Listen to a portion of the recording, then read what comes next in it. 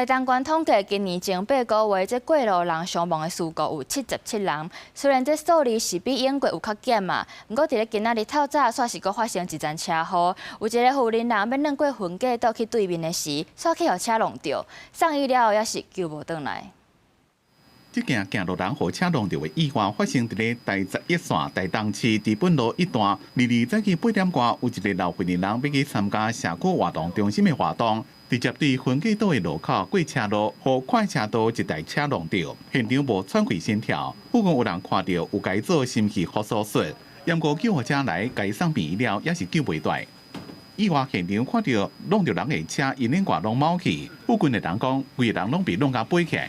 就是可能他过马路，然后就撞了，然后就飞过去这样子。 附近的民众讲，这条路有4线道，如果真侪分隔岛的路口，人要行的斑马线如果淡薄远，真侪人拢会直接对分隔岛的路口过。验过这种路口无斑马线也无闪灯，已经发生过几落遍意外，真危险。希望有关单位会当改善。我们后续在跟大华联协报会勘后，会针对这个缺口会做一个通盘的一个检讨。